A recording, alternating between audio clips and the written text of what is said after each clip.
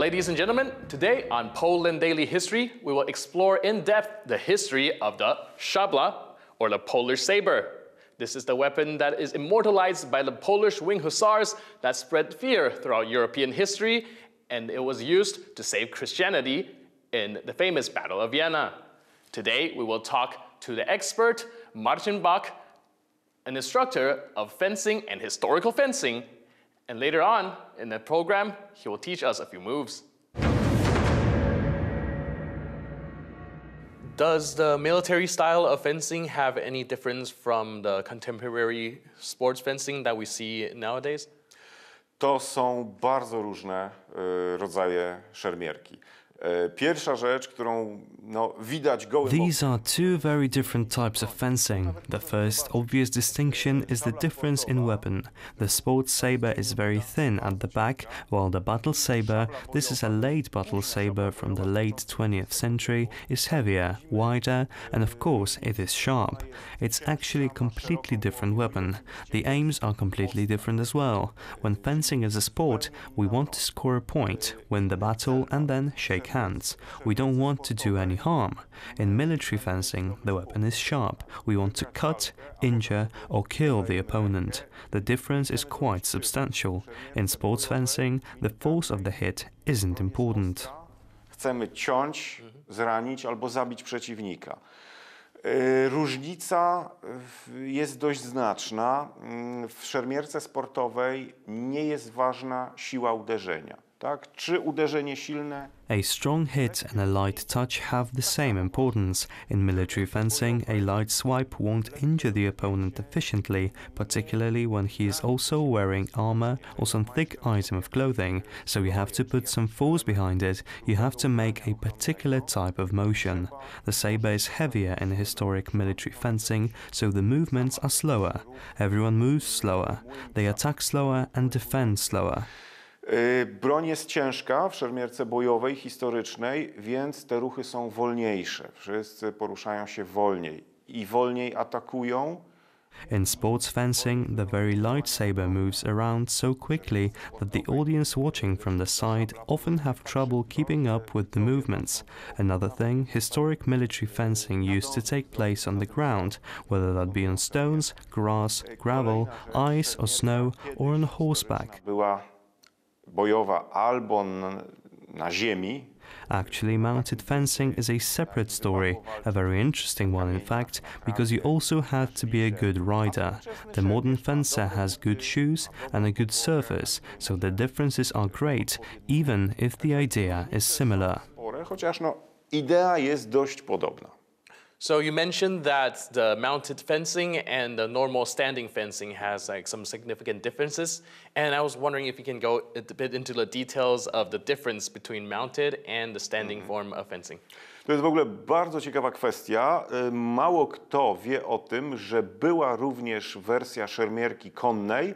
This is very interesting. Very few know that there was also a sport-mounted version of fencing.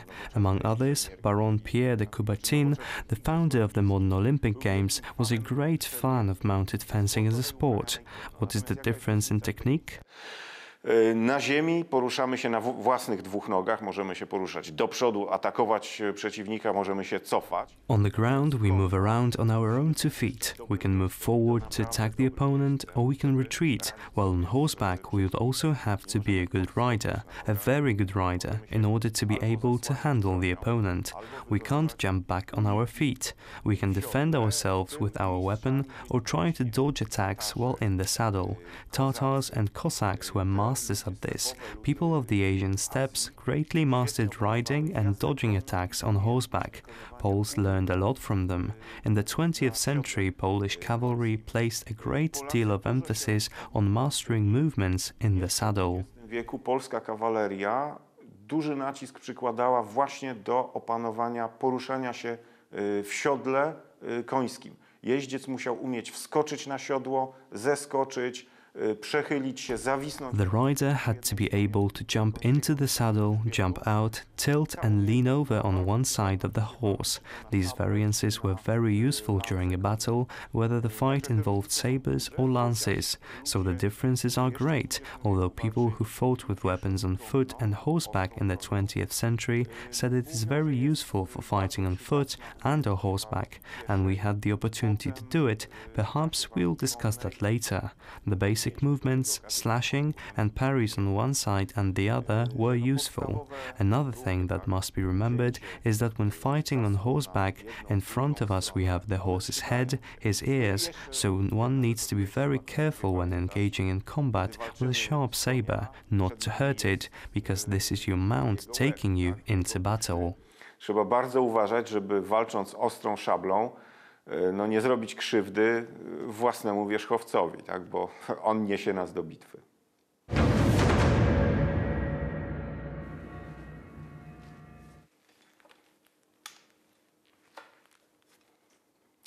Dobra, Ben, dzisiaj... Welcome, Ben, to your second lesson in the art of fencing. Today we will do something very simple and yet something which is very useful in battle. It will teach us control over our weapon and to get a feel for its weight.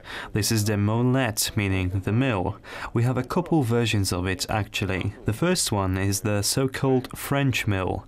It looks like this. Here we have the outer French mill. This is how the inner French mill looks like, and then the combined French mill.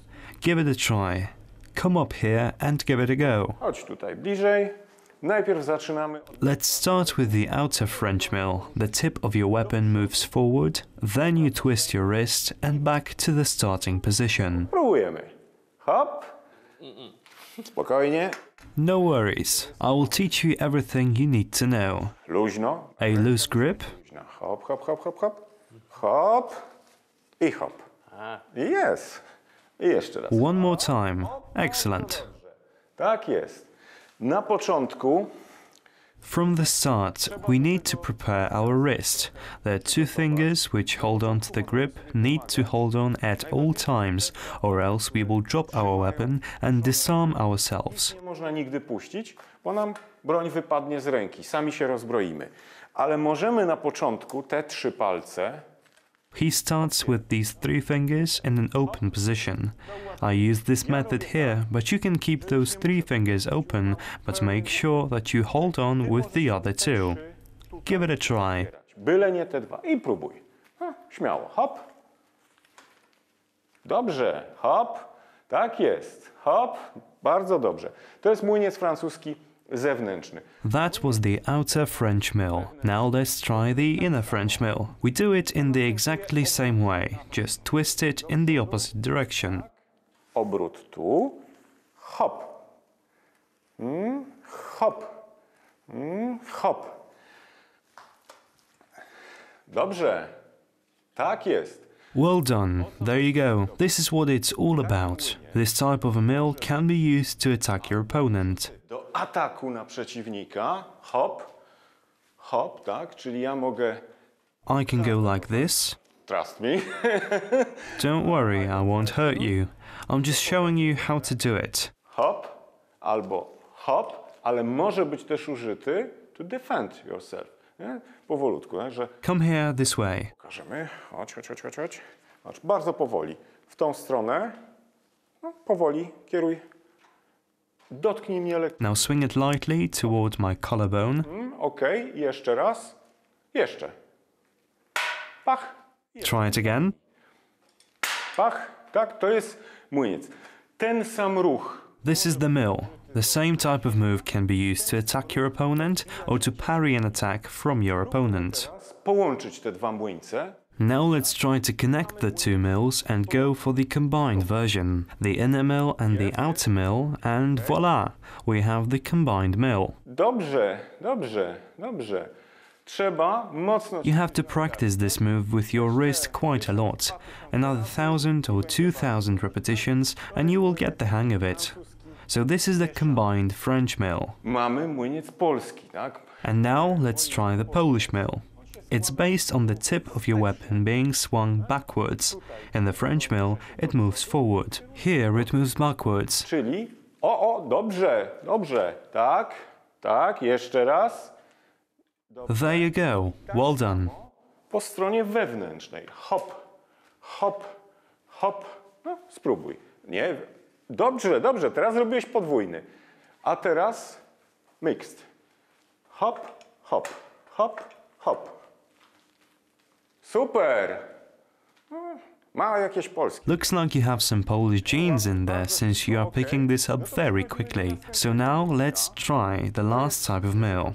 I'll come over a bit since this one requires some more space. It's known as the Cossack mill. Nazywany młyńcem kozackim, tak? It looks quite weird, but it's quite easy actually. Wszystko łatwo zrobić. Spróbuj. Now you give it a try. There you go, very nice. For your first attempt, it's really good.